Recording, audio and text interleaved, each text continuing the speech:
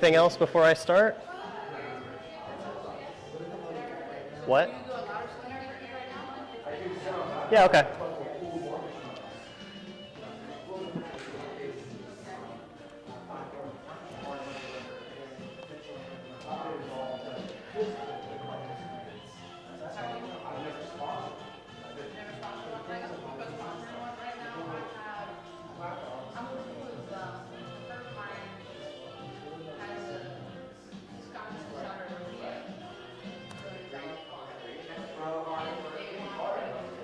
Cool.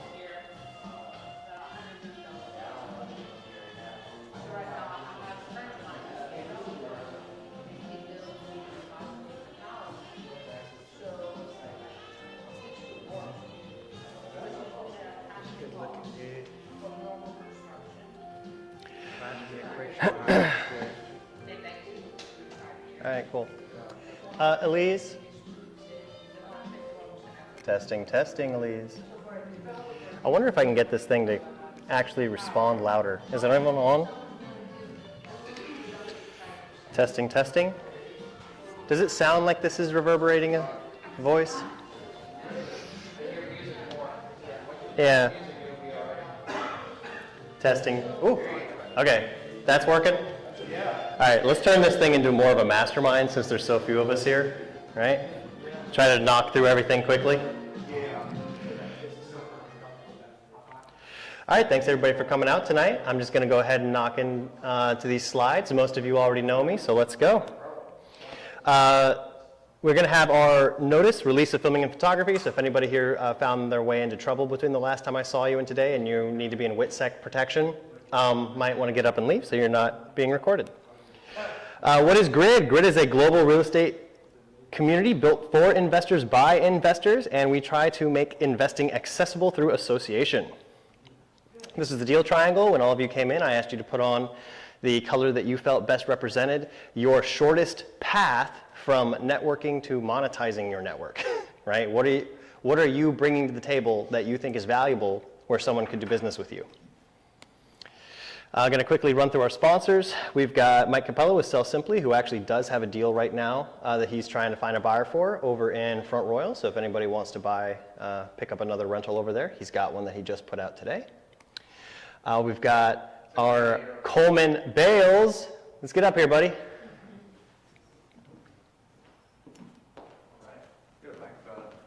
It's actually working today. Yeah, go ahead and take it. Good to see everybody. I'm Coleman, residential mortgage lender and sponsor here of the GRID chapter. Daniel and Matt runs, so great to be here. A lot of you guys know me already. For those you don't, let's chat. Primarily doing primary residence, just regular residential lending, but I also do investment properties. If you've got a long-term rental that you want to finance, we do DSCR loans. We need to do it in an LLC or can't qualify debt-to-income ratio-wise or something like that. And investment myself. I do flip a couple properties a year and have a couple rentals, so I think about things like an investor does. So I'd love to chat with all of you. Thanks. Thank you. Woo.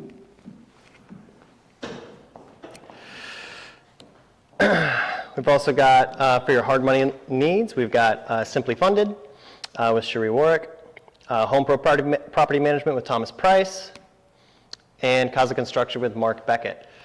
And of course, for your realtor needs, I am Dan Nice. My partner, Matt Magel, sends his regards. He would have been here, but he had to hop on a flight. There was a death in the family, and he had to get on the flight today in order to go to the funeral. So if you would please include him in your prayers. Okay, we're going to open up the day with our first and this time only breakout that we're going to be doing. And this is just going to be 3 questions to help you practice monetizing your network. So with the people at your table, I'd like you to give a short elevator pitch, an example of one way that you could try to extract this information from someone when you're networking is to say, what's the unique selling point that I should highlight you, that I should highlight to others about you, right? So for example, if I was talking to Mike Weber, does anyone know what his brand is? Does anyone know Mike Weber or his brand? House hacking, right? He's the house hack king, right? So if there's a way that you could describe yourself really memorably like that, where you're really niched down, that's a really good way to kind of get more attention and more referrals. People know who is the best person to send your way. Brings up the second question, which is who is your ideal client or partner when I refer you business, right? Trying to really get clear on who is the ideal person you want to work with and making that clear to the people you're networking with so that way they can send you the best referrals. And then finally, why haven't we done a deal yet, right? Under what conditions would you actually do business with the people at your table, right? So I'm just going to turn on the music for a few minutes, and I want you to just network with the people at your table and maybe explore some of these questions. Go right ahead.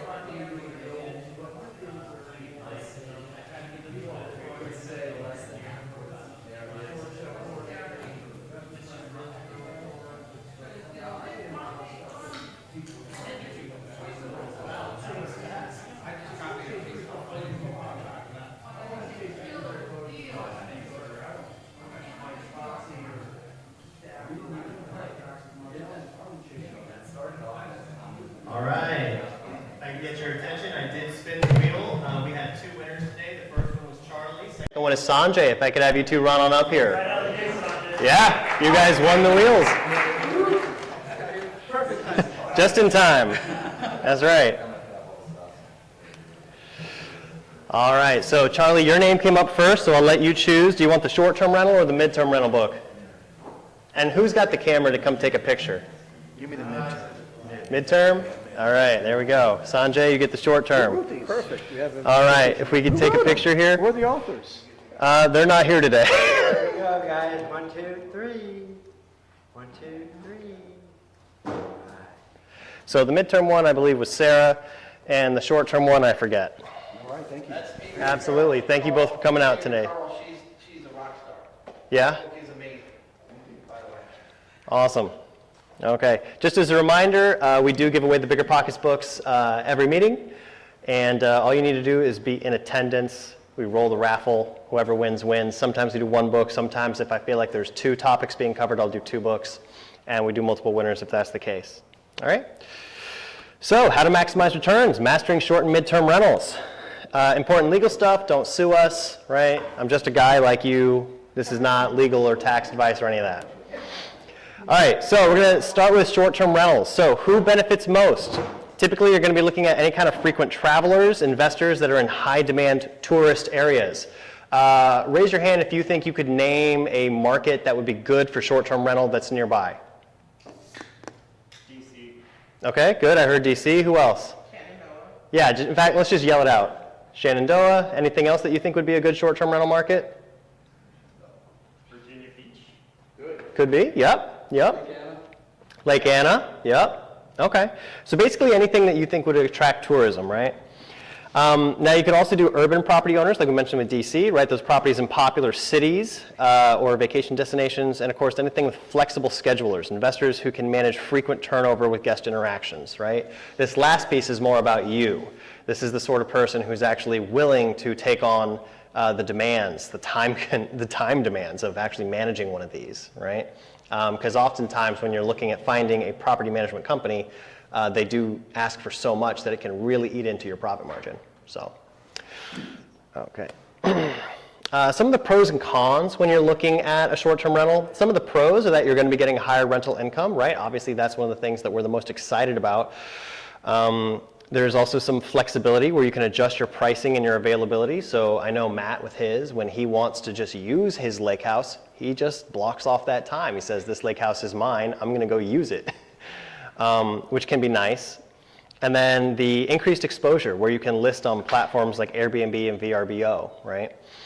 Some of the cons, there is going to be a high management demand with such frequent guest turnover and high maintenance. You do need to build a business out of this. This is going to be a lot more labor intensive than a typical long-term rental would be.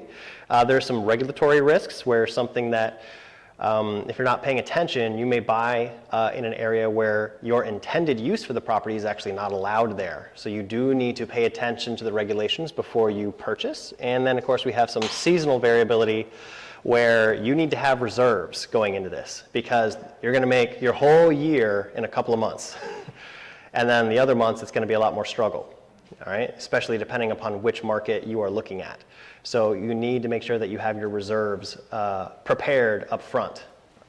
Okay? Stop there for a second. Let's do it. All right. I'm Aaron Kavanaugh. I am a real estate agent. I work with Dan on the Casa Group, and I focus solely on short-term rentals.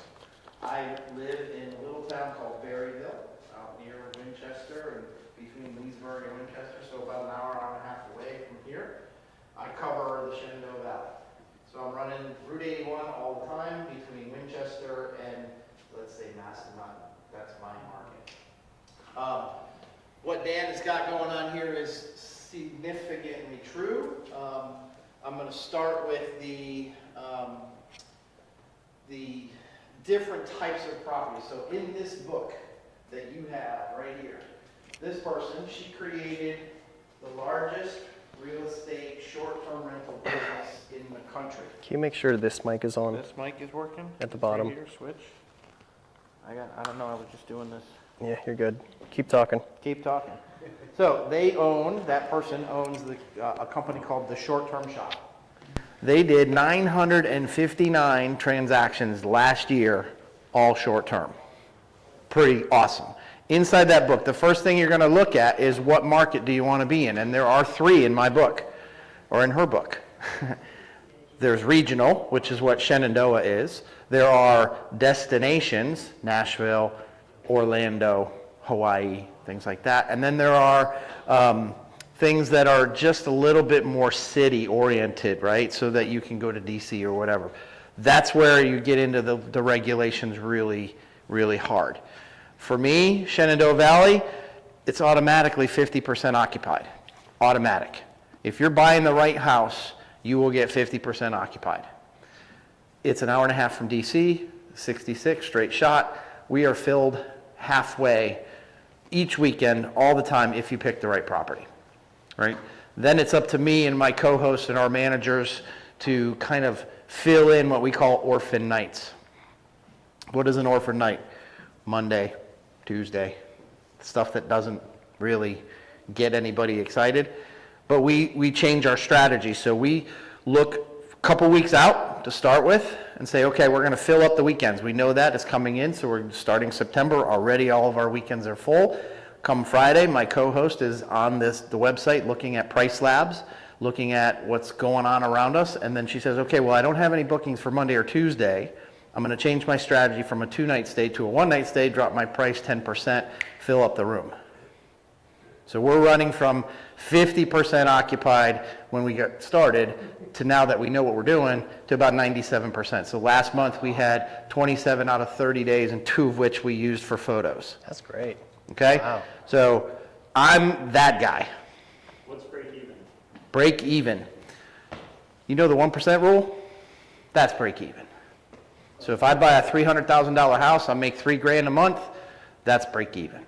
It's probably less than break even because your interest rates at 8.5% are not going to make that work.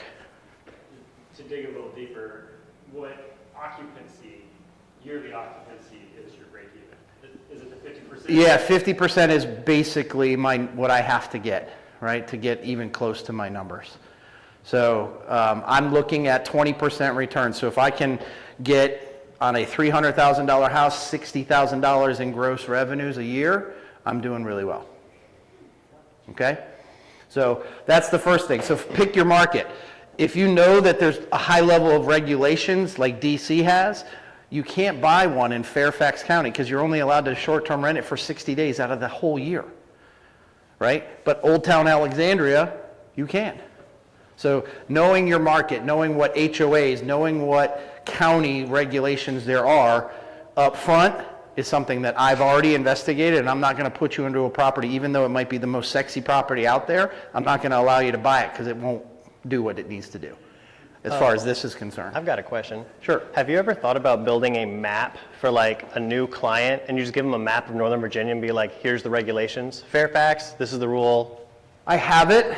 I don't have it in a map, but I have all the county documents from the Board of Supervisors or whatever. Yeah, I have all of that information, yeah. As such a visual guy, I would love that. Yeah, I can give that to you. So that's the first step. The second step is, yes, I really want the higher nightly rates and things like that, so that we're talking to each investor about what to put into a property. Okay, if you're in the Shenandoah Valley in the mountains and you don't have a hot tub, you're off the map. Everybody has a hot tub, everybody says it's a pain in the neck, I get it, but if you don't have one, you might as well not be there. It's significantly different as far as income is concerned, okay? Yes, so we are talking about high management demand. So are you a hands-on investor or are you a hands-off investor? So I need to know that information going into it, because some people they're a W-2 employee, they have high levels of income, they want to reserve some of their cash into what they call a cost seg. You can help them with that, right? If you've had it in the past, right? But basically, cost segregation is you're going to save on taxes, right? They're going to do that by managing it themselves, and then they may not want as much income in there. Then there's the second investor. I want a place that's going to be like Lake Anna, where I can go visit and spend time with my family. And then there's the third type of investor like me. I want to make as much money as I can, right? So I need to know that before we even get out on the street buying a house. So know the regs, know what you're looking to do, and where to go, right? So that's how I start. I'm not going to let you buy anything that's not going to work. There's a house in a community out in Front Royal right now called High Knob. It's the most gorgeous property. It's $897,000. I could make $200,000 on that very easy, but High Knob doesn't allow short-term rentals. It's like, damn it. All right, seasonal variability. I love that topic. So Shenandoah is a 3-season property: spring, summer, fall. Winter, maybe. If you do your pricing strategy correctly, you're going to get a little bit less, but you're still pretty good. If you're at a place like Bryce Resort, you ever heard of Bryce Resort? That's 12 months, right? You're going to get Massanutten, that's 12 months. They have ski resort stuff, right? You have indoor water parks, you have golf in the summertime, there's mountain bike paths, there's all kinds of zip lines and things to do. So if you're into a 12-month and you want a consistent income, that's where you're going to buy, right? So I already know this. I'm going to tell you what's what, and then we're going to look at the numbers based on the property. Straightforward. Anything else on this thing here? Oh, listing platform. So there's a couple of things with this. It's also a con. Airbnb has certain regulations. If you don't maintain a certain rating on Airbnb, they'll boot you off the system. So if you're planning your business on somebody else's platform, you're in trouble, right? If you screw up and you get over 6 months less than a 4.0 rating, they're going to just kick you off the platform. Now your income is gone, right? So we really got to make sure that we're doing the right things inside the property, talking to guests the right way. So this is not just an investment business. This is a hospitality business. Okay, so you have to know a little bit more.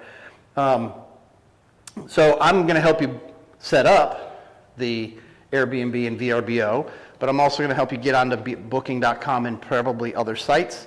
We're also going to get you what's it called? It's a management website, but basically it's like Hospitable, Guesty, Lodgify, one of those websites where you can go in there, put all the calendars that you have. So you're going to have Airbnb, VRBO, and Booking all in one spot. And so if somebody books on Airbnb, then it's taken off of the other so that they know what's going on, right?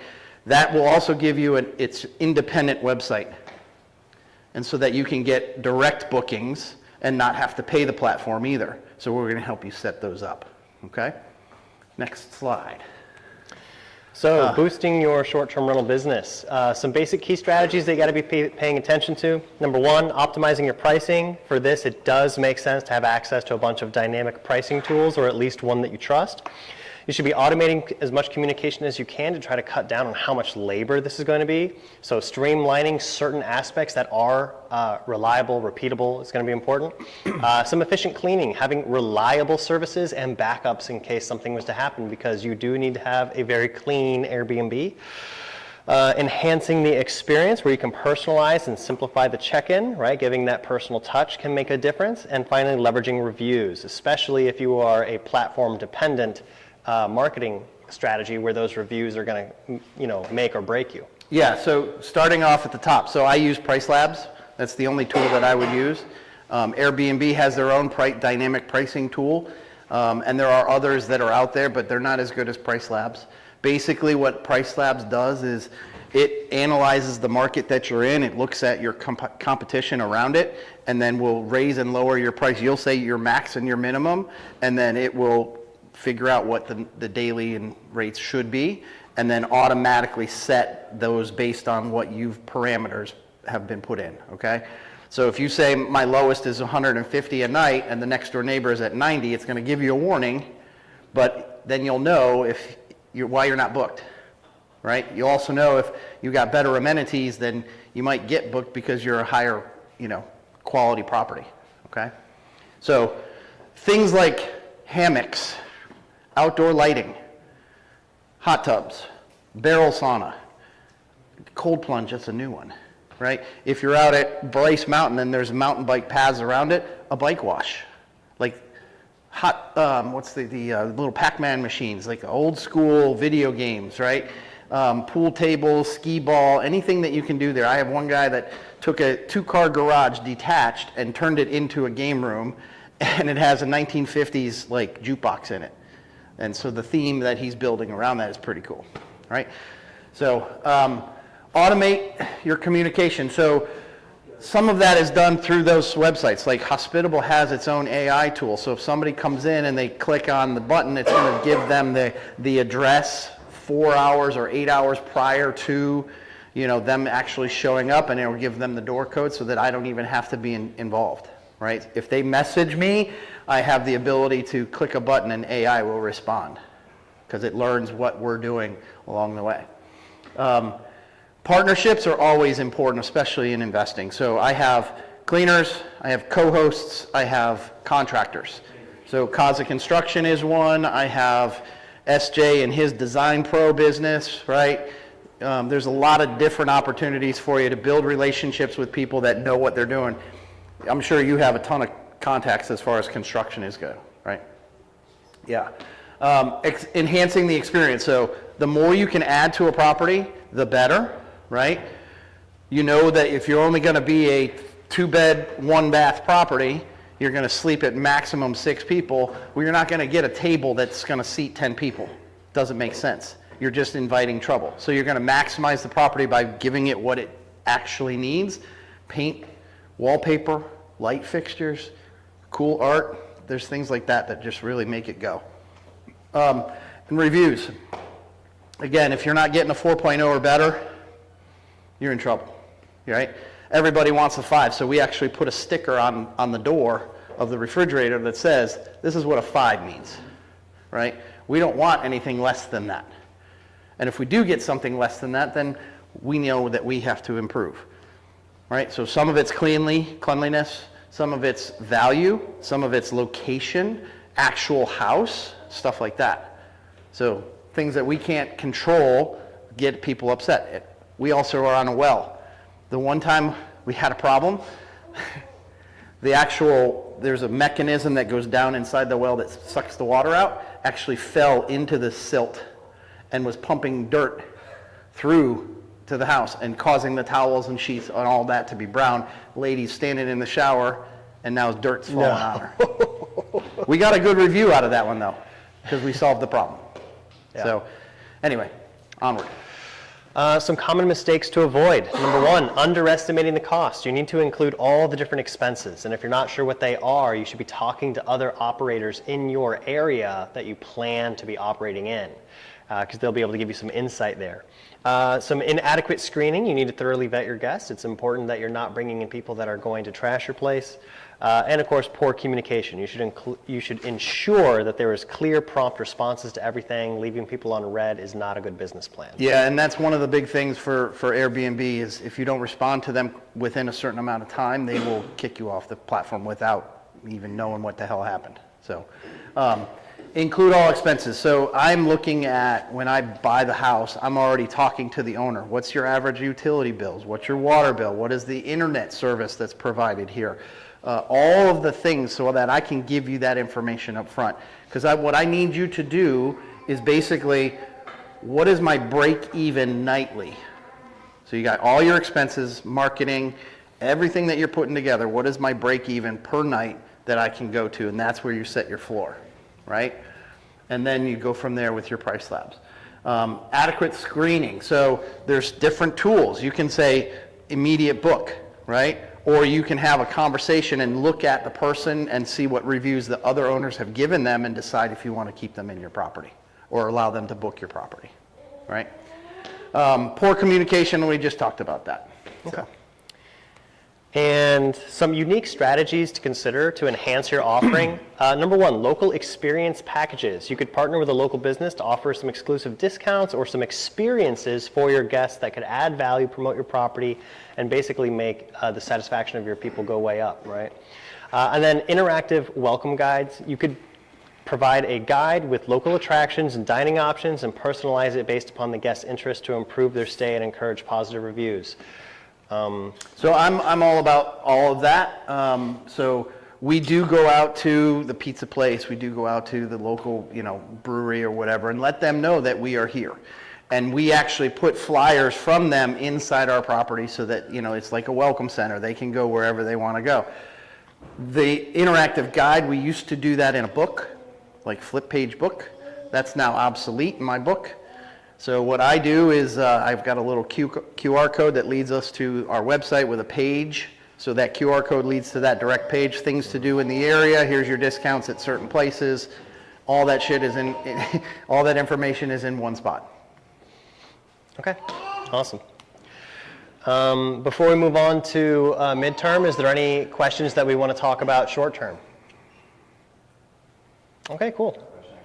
What's it take to get super status? Great question. So 3 months of certain review numbers. Yeah, so you have to maintain a 4.8 or higher for 3 months in a row. And then there's another one called guest favorite, and that's just based on the number of bookings that you get each month. How many properties are you managing right now? I'm not managing any. But I have 2 co-hosts. One is Kayla, who is Rob's executive assistant. She's managing ours for Casa. There's 3. She does a fantastic job. And then I have another partner who's actually a client of mine. His name's Corey DiAugustino. He's managing over 40 or 50 at this point. Okay, so your role is to find the right properties? My job as the realtor, yeah. So I've created a little brand for myself. It's Stream, short-term rental education and acquisition. That's me, basically. I'm going to do those parts, and then I pass it off to Corey and others for that management piece. So let's team up Okay? and buy properties there creatively, Great. okay? Yeah. And then turn them into, get other people to manage it, because I don't want to manage it. I don't, yeah, no. And by the way, what Corey does, he manages that many properties. You think it's like a lot of time. He's actually spending 30 hours maybe a week at most for all of that. Yeah, I think I want something in the mountains. I want to get let's get some property. Yeah, so I know one right now, right for you, perfect. Okay. 1.135. If it's creative, why not? It's absolutely gorgeous. It's got a view. It's got 87 acres. You might be able to put glamping tents. You don't have to. Glamping tents and all of that stuff. And then there's 14 community-owned lots at the bottom at the river where you can go and hang out. So it's a really cool spot in Strasburg. Okay. We'll talk about it more. We got more than that. But anyway, as far as I'm concerned, I've been doing real estate since 2002. I got into Airbnbs during COVID. And then I actually moved closer to the market. I used to live in Purcellville. Now I live in Berryville, a little bit closer. But it's just fun. The style of investing is fun. The houses are different. The properties, and being in the woods, you actually can see a bear here and there. It's like, do you like the river? Do you like the mountain? Or, what is the view that you want? And then we maximize it from there. So anyway, if it doesn't work short-term wise, I then fall into her. Let's bring Midterm Jamie rentals. up. Jamie. Woo! All right, so I should have had this slide up to introduce you. So It's okay. if you need his info I have and cards. you didn't get We it, will talk later. Yeah. and here's Jamie. Jamie, do you want to begin by introducing yourself? Hey, so my name is Jamie Banks. I'm a midterm rental operator, currently in 3 markets under contract for a 4th. I don't necessarily recommend, but I am local to this area. I live in Reston, Virginia. And I'll talk a little bit about midterm rentals, and I have a case study prepared of a property that I purchased as a midterm rental. Now, do you want me to run through my slides first, or do you want to run through your story first? I have the story. Story first? All right, let's hear your story. So, can you pull up? Yeah, do you want to come over here and help drive?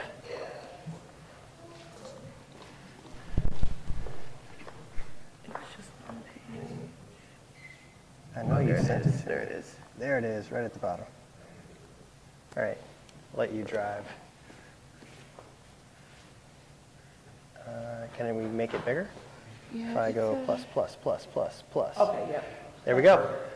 So I like to run through my first Can't hear investment property her. as an income rental and just the different perspectives I thought of, and also the numbers on the property. So the biggest thing here is Jamie, can you put this on?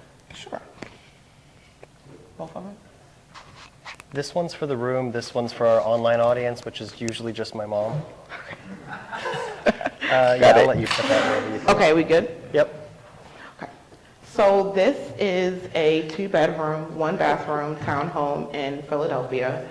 A lot of people ask why I chose Philadelphia, because Philadelphia is known for some unsavory things, but mainly when looking at a midterm rental market. So one, everything that you heard about short-term rental markets, you want to take into perspective, because the regulations of a short-term rental market is really going to dictate that midterm rental market. And so, for instance, in Philadelphia, 30 days or less is considered a short-term rental, which means that a midterm rental is 31 days or more. And so I closed on this property, my husband and I, January 18th of last year. January 30th of last year of 2023, short-term rentals basically went through a huge regulation where you can only rent short-term rentals in Philadelphia if they're owner-occupied. And so essentially overnight, almost 30% of short-terms became midterms.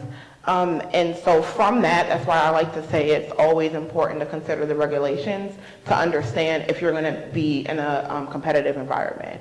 And so with the Philly property, I realized that I had to pivot. And so I initially chose Philly because of education. There's a lot of universities in Philly, UPenn, there's Drexel, there's Temple. And so I chose the market because of the educational travelers, right? You're gonna have undergrads, which isn't necessarily who I like to rent to, but you'll have grad students. I've actually housed professors who were in town from the UK who needed some place to stay for the summer to teach at the university. Another, and one of the main drivers of midterm rentals that a lot of people hear is the medical industry. And so from there, you're gonna get your travel medical professionals, that's your travel nurses, your travel lab techs, your travel doctors, but it's also going to be your patients that are in recovery. And so I had a request once from someone whose child was unfortunately in the NICU, but they needed some place to stay for 9 months while their child was undergoing treatment so that they were nearby. And so that's just an example of some of the types of travelers. And third, and probably the main one that I like to consider, especially to get higher rates, is corporate. And so with this property in particular, I pivoted from B2C, like business to consumer. So not just listing on Airbnb, Furnish Finder, which are the main probably sites for midterm rentals, but running directly to businesses. And so in Philly, I was able to identify that there's a lot of old homes and a lot of row homes, similar to Baltimore, where just what it sounds like, there's multiple homes in a row. And so that presented an opportunity where insurance companies will need housing for their insured whose homes caught on fire or who flooded.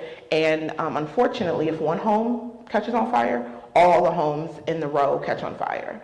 And so I have a tenant right now, and I'll break down my numbers in a minute, but that's like my current tenant who's in the property. His home caught on fire. He had his Christmas tree up. and fell asleep, and it was 7 homes in a row, and they all caught on fire.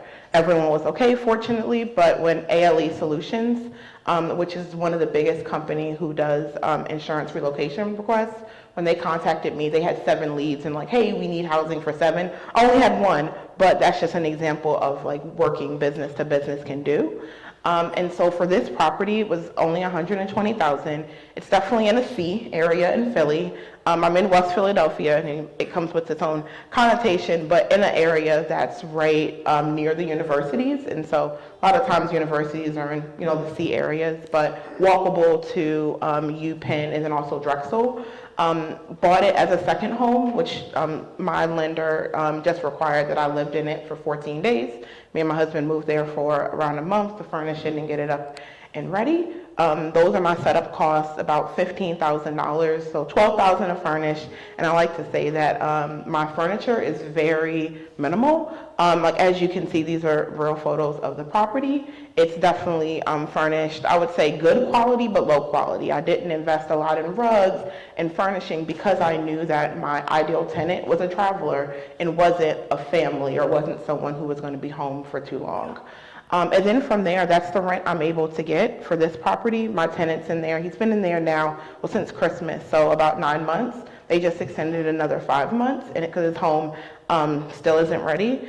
The long-term rent at this property, for reference, would be $1,100. So I'm able to get a little over 3 times the long-term rent. The actually tenant, go ahead. How do you negotiate that? Great question. So one, I would say you have to have in mind your ideal tenant to be able, so when you're pricing it on these sites, you keep that pricing in mind. A lot of times people will price it, like I had the same property priced at $2,000, and so if they contact me and they see it at $2,000, it's hard to not honor that price unless it's 5 occupants, not 2, or there's pets, or a lot of times people get requests for interesting animals, like I had a chicken request, a rabbit request. I personally don't want chickens or rabbits in my home, but some people will for a fee, and so that's one way you're able to negotiate. For me, and like what I've done to set like the limit is there's a national price. It's called the GSA price. That's like the price that the government will pay per person per day for lodging. That is what I've used kind of as a top-end negotiation, meaning if they had to go and find, another accommodation or even find like a hotel, right? I like to find that rate. So like, let's say it's one person who's staying in let's say even a Super 8 would be $100 a day, let's assuming. Well, if we multiply that times 3, that's $3,000 for a Super 8. And so one, I'm providing a much nicer accommodation than a Super 8. Also, there's, they are able to cook, where at a Super 8 or another type of accommodation, you're not able to do that. And so I use that as a negotiation point. But really, I throw out a price and I see what happens. So before this tenant, this was 35. The tenant before, I had 4,500, but it was 2 occupants.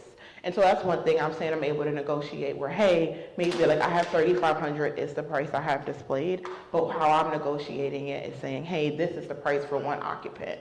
Because with midterms, I'm paying for utilities and I'm paying for, additional wear and tear. 1 person being in my property is a lot different than 2 or 3 being in my property, sitting on my couch, sleeping on the beds and using those items continuously. So I use that as a negotiation point. I think for me, it's been really honing down on building a relationship with like relocation specialists. And so like with the Philly property, I'm able to get it, run it pretty quickly. And I kind of like broker leads in Philly because I get so many, because I have a specialist who comes to me with a lot of leads.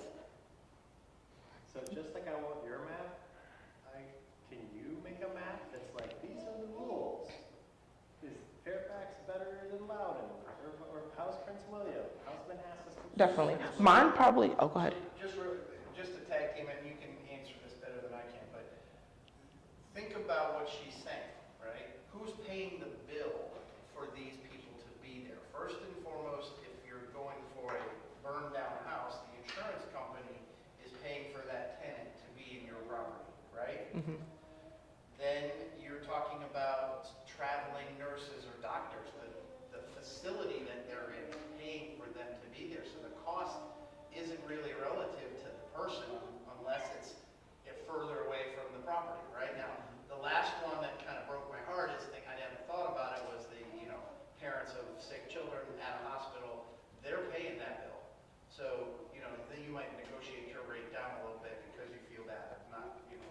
Well, exactly. And then that's why for me, it was going B2C is a hard part about midterm rentals is there's Furnish Finder, which if you've ever used Furnish Finder, isn't the most user-friendly site. And then there's Airbnb and Vrbo, which are known as short-term rental sites. And so even if I'm Jamie on, on Airbnb to find a midterm rental, Airbnb is showing me short-term rentals, right? And so that's something to keep in mind. Do you ask the people who are getting the rent paid by fire insurance what their maximum budget is for their company that's offering to pay? Yeah, so especially reps that I already have a relationship with, I'll ask what the budget is. Sometimes they'll disclose it, sometimes they won't. But like, for instance, like with this one, again, like I had $4,500 for my last tenant. It was the same rep, basically the person moved out. I took 2 weeks to get it, because they had messed up one of the, yeah, I was getting, yeah. You were getting even more than this? Yeah, so I was getting more than this, but they told me that was the budget, right? And so I was like, okay, and then it was gonna be, they initially signed a 6-month lease, then it's, it's been extended, so. So I used to have it in my head that short term was like the most and midterm was a little less. This feels like it's even more.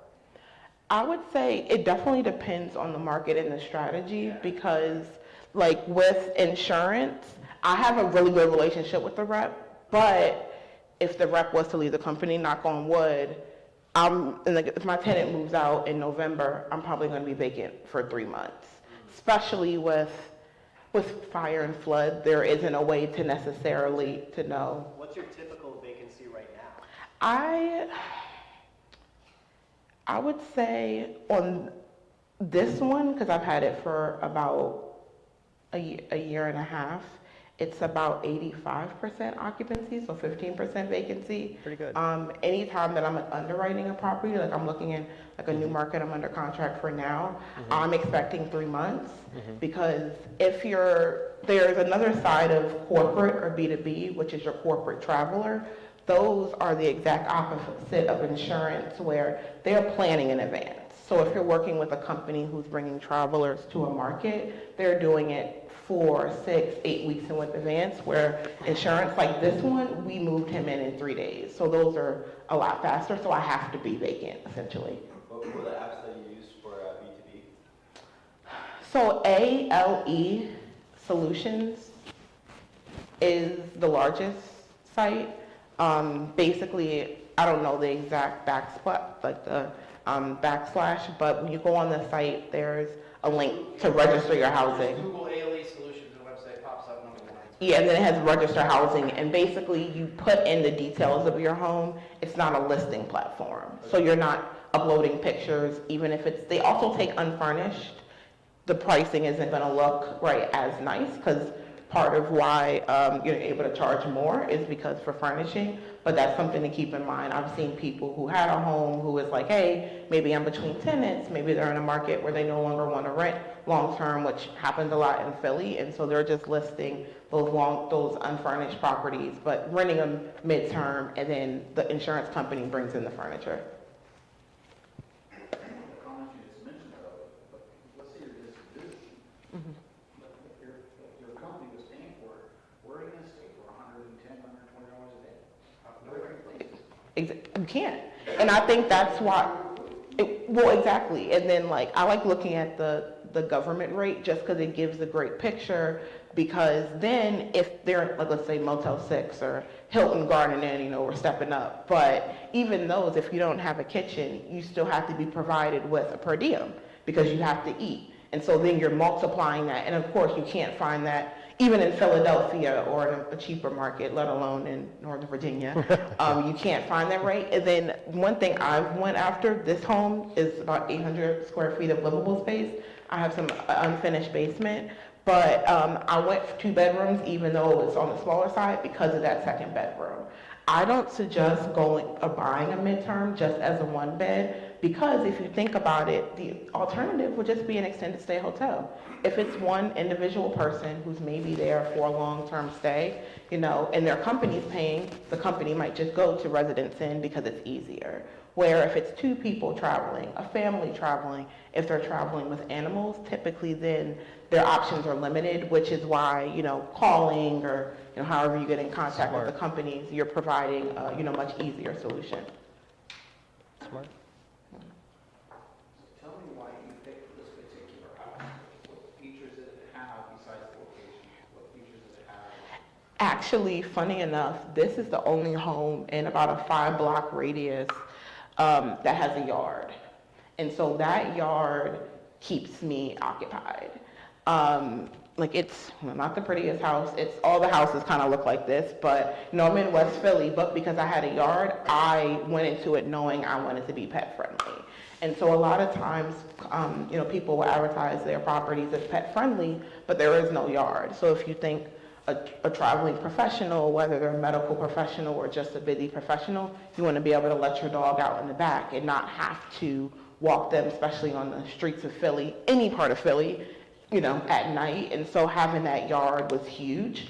It also, my prior life, I was in commercial real estate as an underwriter and an asset manager. And so I used to always just study seasonality. And so bought this in January where I know no one's moving to Philly in January. So bought it, significantly under market, got a great deal. Then obviously knew, same way, no one's moving or relocating or traveling to Philly in January. So, but then, I expected like a month or two to get it up and going. Yeah, that was it. I don't see any list or any renovation costs. No, so I bought it turnkey. I bought it completely turnkey, you said turnkey. But basically everything was done. It was someone who had flipped a home, who was just sitting vacant, and the only costs were furnishing and decorating. How's the competition in midterm rentals? Every market's different. Philly would not recommend it because of the regulations. I would say any market that has short-term rental regulations, it's going to be harder competition in midterm, because sometimes investors will buy short terms and not look at the regulations until it's furnished, until it's closed. And so that's when, like me, I'll do consulting to those investors, and investors are saying, oh my God, it's furnished, what's my next best option? Well, instead of sell it, it's midterm. I would say that having a huge driver of midterm demand is key. So when in Philly, I mentioned the medical travelers. So in Philly, there's 2 research hospitals, which research hospitals I learned are where medical students are going. Essentially every month they have new and different types of medical students who are coming in. And so medical students, I can always get a medical student. One time I had a 6-week vacancy. I was like, oh, it was kind of tight because I had someone coming in because I had a nurse cancel, was able to get a optometry, she was studying optometry, her and a roommate, and they came in, they rotate in 4-week increments. And so I would say if you have a huge driver, then you're really able to eliminate that. But unfortunately, it takes doing some research because there isn't one way to go and say, hey, this is the demand, especially in midterm. They don't have as many analytics as short terms do. And then the second part of this is once you start seeing it, your reticular activator kicks in, and now it's every single thing. You're like, okay, that would be good, that would be good, that would be good, or not. I have friends in Knoxville, Tennessee. Knoxville, Tennessee is a great place right now to buy. It's cheap. They all need to be renovated, and you have a ton of college students there that don't have housing. Just the way it is. And so mom and dad are going to rent the spot, not the kid. You don't want the college kids per se, but like she said, the graduate students or whatever. As long as you can control the condition of the property, you're in much better shape. So, Baltimore, maybe. Baltimore might be a good market. Not the city, Not the city. because the city has a regulation where you have to rent over 90 days for it to be considered a midterm. So just a note, not Baltimore. How about local, like the Fairfax, Manassas to the hospital? So you probably can I can speak to Fairfax because I live in Fairfax County. I midterm rent actually a bedroom in my home, in my primary home, and it covers my mortgage. That works great.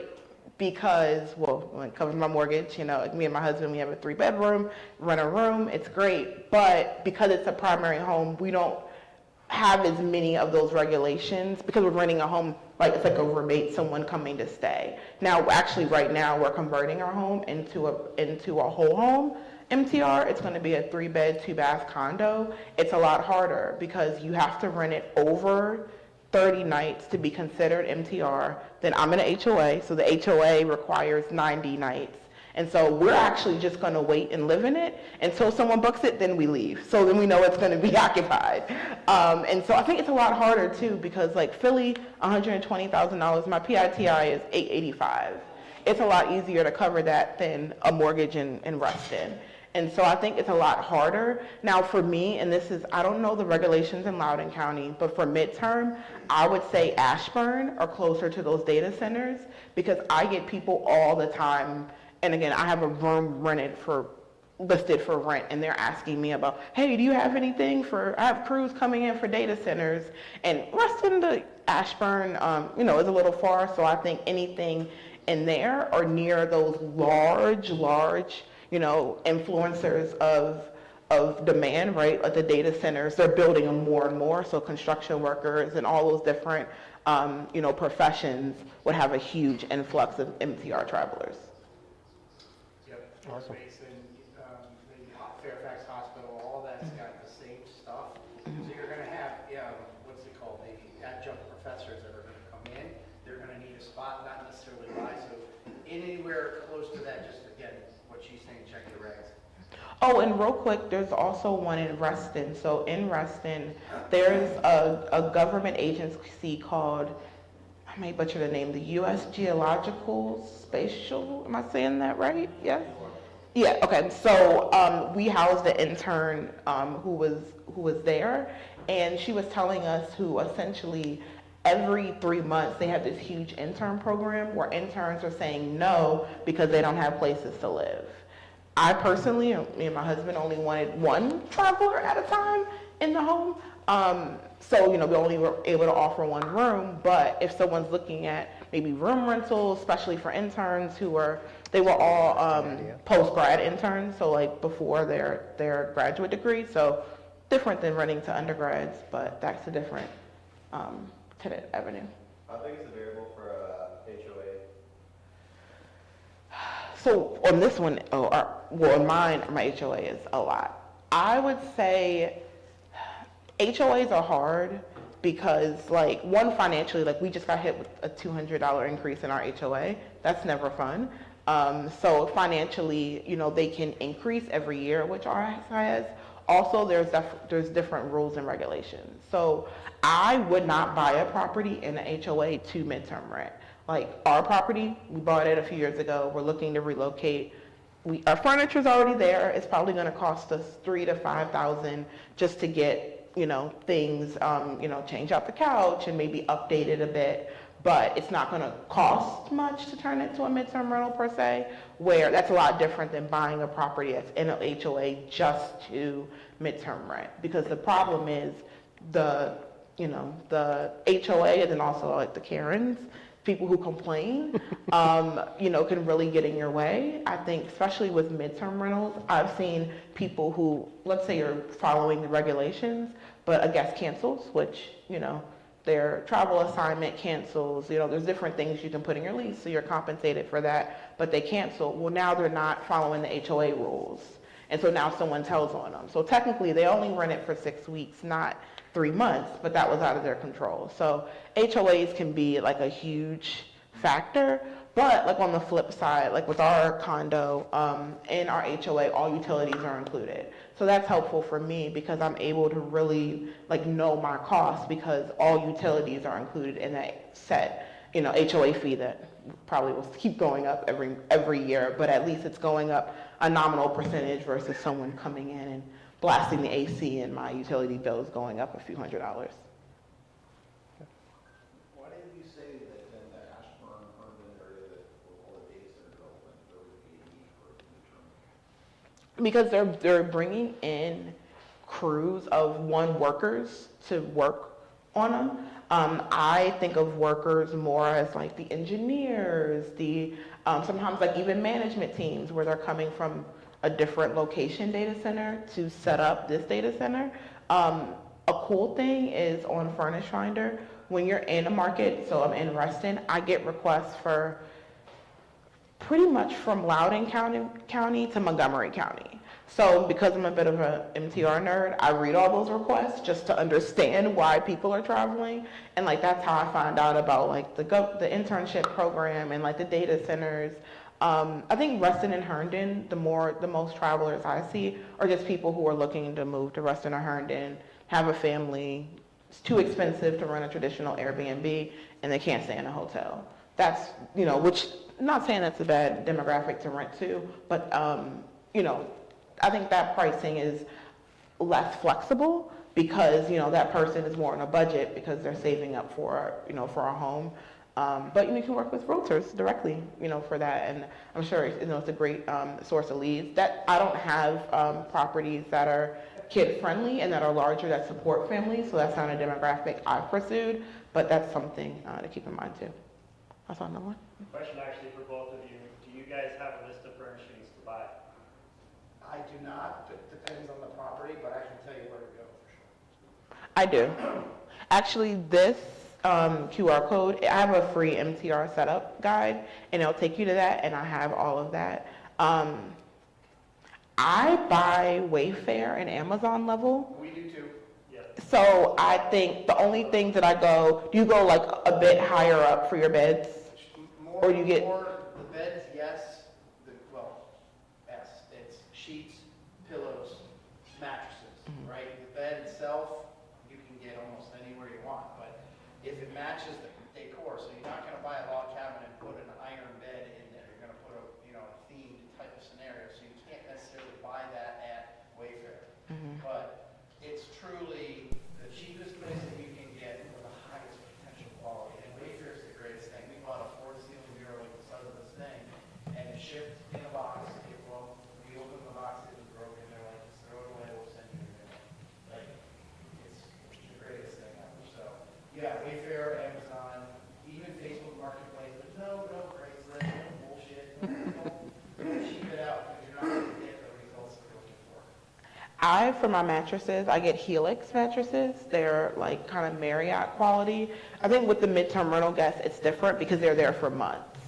And I know me, I have a bad back, so I want a more comfortable mattress. And I have gotten, feedback on the mattress, good feedback, but I'm sure if it was bad, I'd get that as well. I use a site, this is for short or midterm, Host GPO.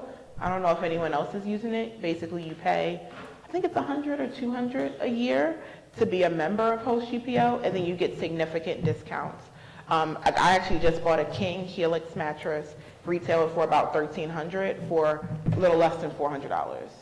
So and I bought it for my primary, but that's just how, significant of a discount, you can get, especially for those higher quality furnishings like beds, or if you want to go a little higher quality with your linens. Anyone else? By the way, there's services for all of this. So for example, if you go to a website called SDR Trips, they are a design company that will go in, furnish, help you set up, fix whatever's wrong, paint the walls and the murals, and do all the stuff. So it's a thing for everything, right? If you don't want to pay for it, or you don't want to deal with it, here, SDR Trips will do it. You just write the check, and then we'll set it up, and then you get a manager company or whatever you want. It's truly, anything you want is out there already. It's crazy. Yeah, I haven't used that, but that's a great tip. SDR groups. I don't know if you want to go back to the slides or you should. Okay. Oh.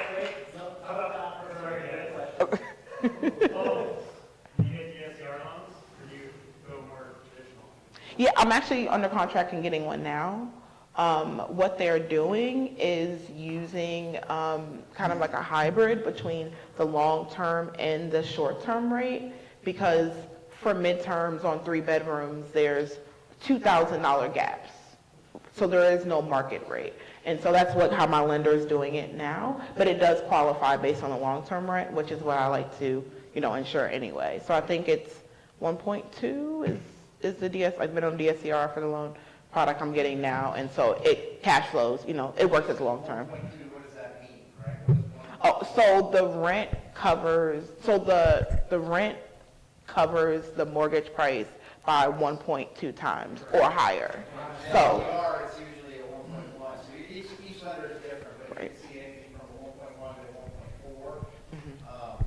I actually had a client with a DSCR loan, we were like, the day of settlement, and the lender's like, no, you have a fourth bedroom in the basement, we can't count that, so we're gonna reduce the actual income that you're making, and I freaked out.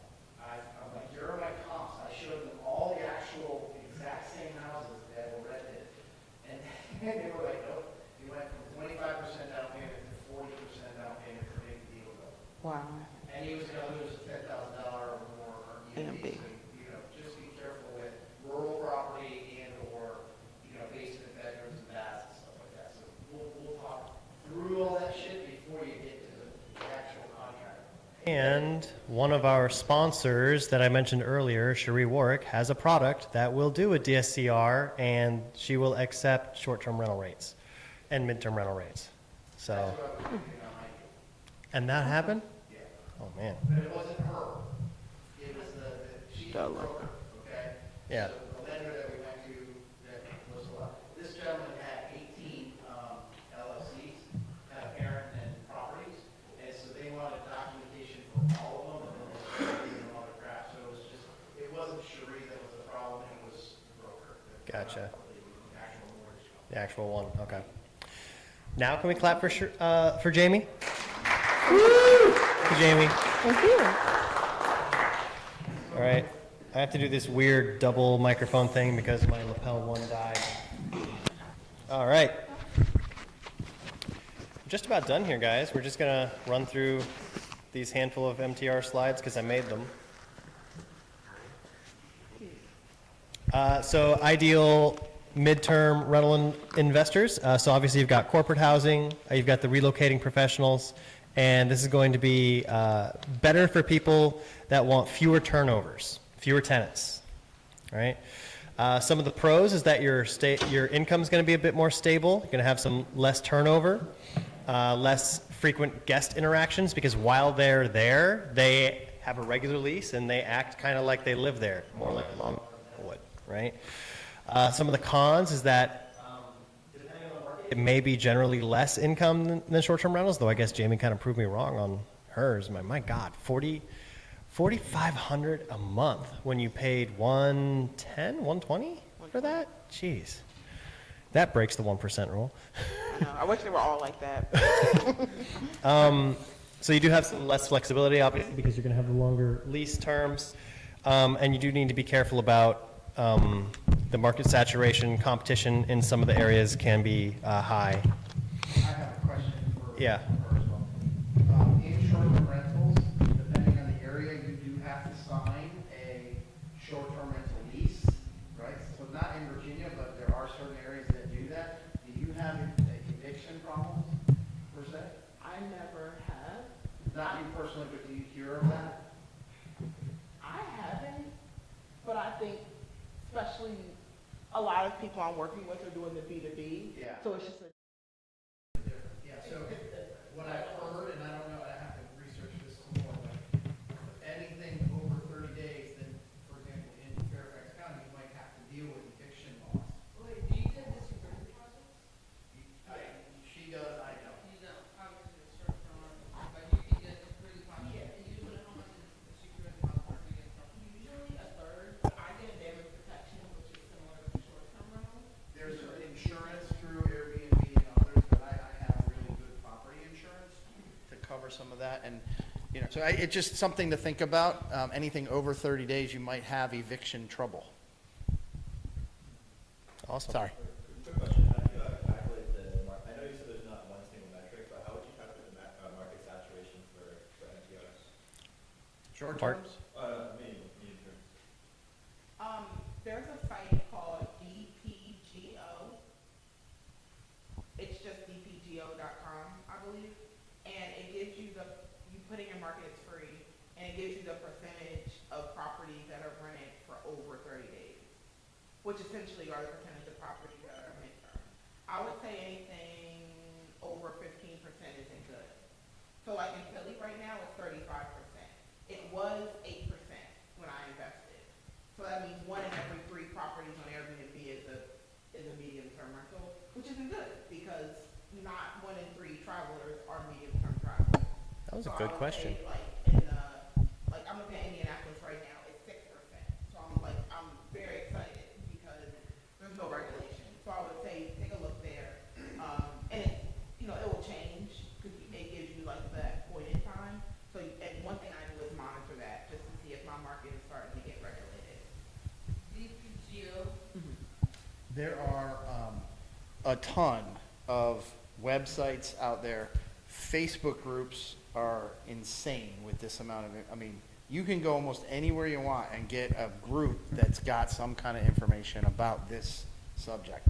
So if you don't know the answer or the website to go to, or go to the groups that are out there and listen to the actual investors. We've already talked about that 100 times over. You're not going to fix and flip something and you know it's not going to work, right? So go to an area that you know is going to work, start there, have success, and then find the next one and go on from that. Awesome. I would not personally invest in Gatlinburg, Tennessee. Why not? It's a great place, right? They have cool houses, but everything's $1 million and they're only bringing in $110,000 a year. If I have 1 month that's bad, I've got a $7,000 mortgage payment, I'm in big trouble. Rough. So, key tactics for efficiency in your midterm rental business. You do want to have a really good relationship with how you're going to be sourcing your tenants. So choosing, are you going to go B2C, B2B? Figuring that out is going to be very important. Going to optimize your furnishings, talking about Wayfair, making sure that whatever you're choosing is going to be appropriate for what you're doing. If you're going to be allowing pets, maybe you pick some furnishings that are going to be less susceptible to the kind of wear and tear that pets are likely to bring. Streamlining your leases, making sure that you have looked over that with someone who knows the kind of typical pitfalls that you might be running into, so you're legally protected with the correct paperwork. Having some flexible pricing, because may have a different daily rate, right? I'm sure Philly is going to be different than Indiana in terms of what you can charge, right? And then maintaining clear communication so that it's systematized with regular check-ins. They are not as high maintenance as short-term rentals, but they are, I think, still a little bit more maintenance than a long-term rental. Maybe Jamie could add some insight into what communication with these tenants looks like. Also, I've actually never managed a long-term. I can't compare it, but maybe once a month max. I would say usually it's more communication heavy the first week because they're learning the property. I always have a question around trash day, we have them and things like that. But usually then you're only hearing from them about longer-term requests or payment if you're collecting payment from them. But it's generally because it's their home after they live there for 7 days. They know the Wi-Fi, they know how things run, and so it's not too much. Do you have experience that you're working with agencies or any kind of payment delays? So no, usually like the companies I work with, the insurance companies, send the check out on the 15th of the month before. So it always comes, nice and on time. They are more traditional. They send company checks to the overnight on the 15th. So always get them pretty early. So no, at least not yet. No.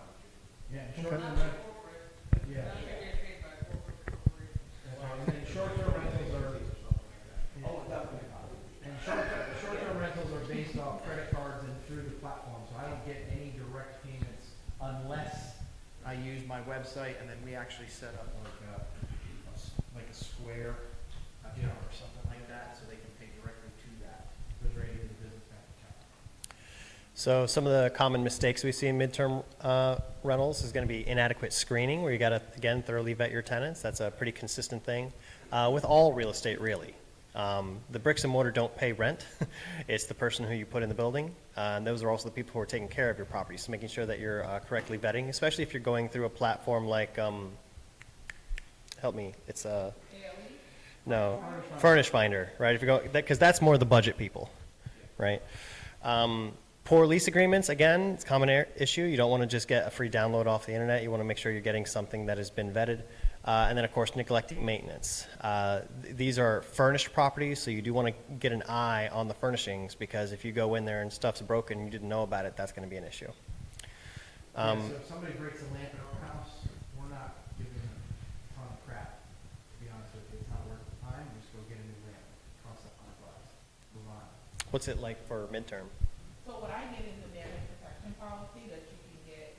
They're usually traditionally structured for short term, because they're every 30 days, and they're about maybe $30 to $40 per month essentially, but it covers those like incidental. So like, again, I don't want to go after a tenant for a lamp, they've been there 6 months, or a plate fell or a cup broke, but the damage protection policy, I can go after that to get basically. That's awesome. So I like doing both, which some people call it overkill, but I'm able to get like the sheets. I know after 9 months, the sheets aren't, I need to replace the sheets. Yeah. Especially Yeah. and so I can get those back. 100%. And so the other thing that I tell people is this is money management, not other, because we're not taking any money out of the kitty until we have 6 months in reserves for saved up. So now if I have a failure, there's no threat of, oh geez, we're out of business because I can't afford to, replace the HVAC. So I take 3 to 6 months. Do you use Weibo or is there another one used for damage protection? Yeah, I use Weibo. They actually just partner with Furnish Finder. I don't see what's wrong with that. Yeah, that is the same thing. So some other unique things that you might want to consider for your midterm rental business is car rentals. I've definitely seen some people out there do some really cool things with, oh gosh, now I forgot the name. Turo, thank you. Turo, where, these people are going to be in town for a little while. They're going to need a car. If you already have that presented as a convenience option for them, they may just take you up on it. Another option would be customizing your living spaces. Some people, if you've got a 2-bedroom, they don't need both bedrooms for people. They might just want to have a bedroom and an office. And so being able to swap what's in there or have the space maybe with a Murphy bed or something that allows you to customize it like that could be attractive for different people for different reasons. So thinking about that. And final tip on the subject before we wrap it up today is going to be considering hybridizing both strategies.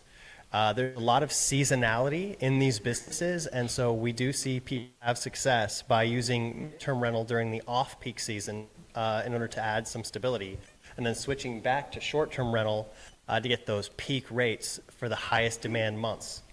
Try to maximize your occupancy this way, and some of the drawbacks you might want to consider is that managing 2 different rental modes can complicate your operations. So if you're hiring a manager, this has to be something they can accommodate. And if they can't accommodate that, then this may not be the option where you're going to have to find your own manager or self-manage, right? It also depends on the market. So for example, you mentioned Lake Anna, right? Mm-hmm. What's the market that everybody wants to rent short term? Spring through fall, right? So then, at that moment, then say October 30th hits, I then pull in a midterm renter till the spring to cover all the other expenses until then, right? While somebody's building a house in the area or whatever. You see this all the time in lake communities, Smith Mountain Lake, Lake Anna. You also see it in Northern Neck. So summertime is great, wintertime is terrible, right? So then you're going to put somebody that just wants to have a space. The very first month on our very first short-term rental property, we had a guy writing a book, and he reached out to us while we were still working out the kinks. He was a friend of ours, and he was writing a book in that property, paid us $3,000 for the month, which wasn't even going to cover our expenses, but it got us there. And then because he was a friend of ours, worked out the kinks. What happens with the water when I do this, and this, and so that we can fix the problems before it became a bigger issue. Nice. Okay, I think that we're just about done. Feel free to join us on all the different social media stuff. Please give us a kind review so we can grow this community. We need to be out of here by 8:30. So try to be gone around 8. If it's 8:30 and you're still here, they're going to so don't be here after. Yeah, no, no. And please invite people to join you. Come back again. Bring friends. And, one thing I should do, since there's few enough of us here that we could actually do it today, and we finished early enough that we could do it, each one of you have a few seconds to, your 15 seconds of fame to introduce yourself to the whole group. Would that be all right? Because we did not do that at the beginning. All right?